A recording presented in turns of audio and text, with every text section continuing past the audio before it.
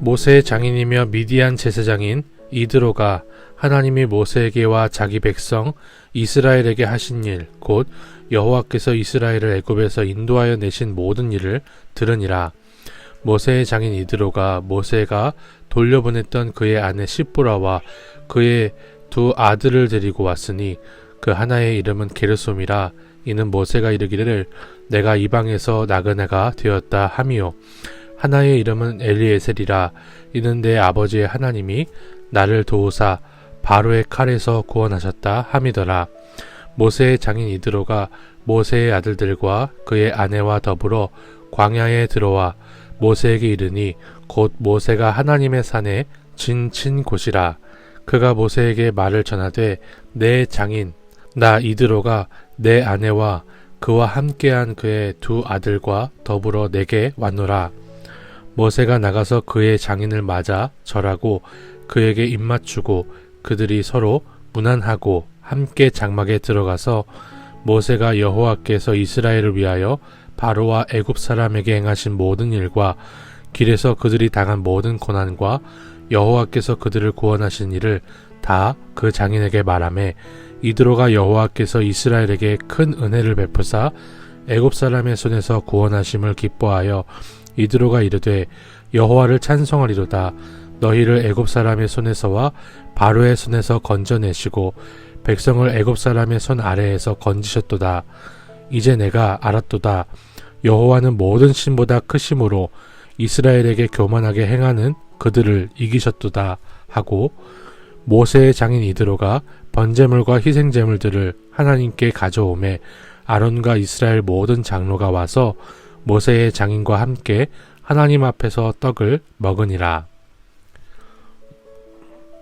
저는 오늘 본문의 말씀을 묵상하면서 모세의 가족에 대한 이야기들을 깊이 천천히 생각해 볼 수 있었습니다. 특별히 모세의 두 아들들에 대한 그 두 아들들의 이름이 어떤 의미인지에 대한 말씀이 나오는데요. 게르솜은 이방인이 되었다라는 것이고 엘리에셀은 하나님이 구원하셨다. 하나님이 바로의 칼에서 나를 도우셨다라는 그런 의미입니다.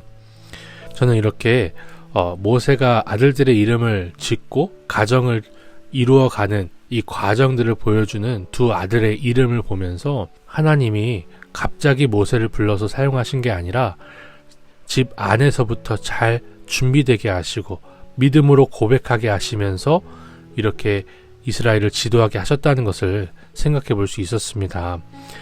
첫째 아들을 낳을 때쯤에는 그저 내가 이방인이 되었다라고 말할 수 있었지만 두 번째 아들을 낳을 때쯤에는 아버지의 하나님을 고백할 수 있었고 그 하나님이 나를 구원하셨구나 라고 고백할 수 있는 그런 성숙함으로 모세가 점점 나아갈 수 있게 하나님께서 함께 하셨다는 것을 보여주는 거예요. 우리가 지금 당장에는 하나님을 위해서 대단한 일을 할 수 없습니다. 그래도 내가 가정에서부터 모세처럼 게르솜만 고백할 수 있었다면 이젠 엘리에셀도 고백할 수 있는 신앙으로 점점 나아가기를 소망합니다. 저도요, 목회자로서 어떤 대단한 일을, 어떤 대단한 부흥을 먼저 이끌기보다 먼저 내 자녀에게, 내 아내에게, 가정에서 게르솜 뿐만 아니라 엘리에셀이라고 고백할 수 있는 그런 믿음으로 가정 안에서부터 믿음으로 잘 섬기고 세워가기를 소망합니다. 주님이 쓰시기에 가장 잘 준비된 하나님의 일꾼은 집 안에서부터 준비된다는 것을 다시 한번 생각해 볼 수 있었어요. 두 번째로 모세의 장인 이드로에 대해서 생각해 볼 수 있었습니다. 앞서 모세는 장인에게 이스라엘 백성들을 구원하러 간다라고 말하지 못했어요. 4장 18절에 보니까 그들이 살아있는지나 알아본다고 그렇게 얘기를 했습니다. 그런데 이제 마지막 절에 보니까 하나님 앞에서 장인 이드로와 함께 떡을 먹고 있습니다. 하나님 앞에서 떡을 먹고 있어요. 저는 이것이 하나님이 모세에게 주신 너무나 큰 선물이라는 생각을 해볼 수 있었습니다. 사실 모세는 이스라엘 백성들을 인도하면서 마음고생을 참 많이 했어요. 이스라엘 백성들이 먹을 것이 없고 또 마실 것이 없으면 모세를 원망하고 심지어 모세와 다투기까지 했어요. 얼마나 억울하고 얼마나 속이 상했을까요? 그런데 하나님이 가족 구원의 복을 허락하시는 겁니다.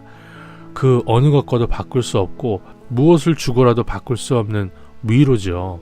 가족의 구원을 허락하시는 거예요. 하나님을 고백하는 장인이 되게 하시는 거예요.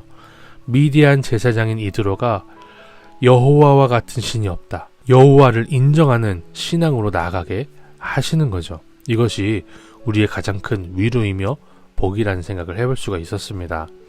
구원이 우리 가족의 위로이며 구원이 내 인생의 위로라고 고백할 수 있는 그런 삶을 살기를 소망합니다.